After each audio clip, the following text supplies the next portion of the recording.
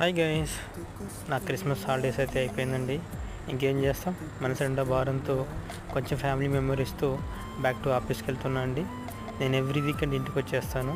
నా ట్రైన్ ఏమో ఎగ్జాక్ట్గా 1:13 నవజీవన్ ఎక్స్ప్రెస్.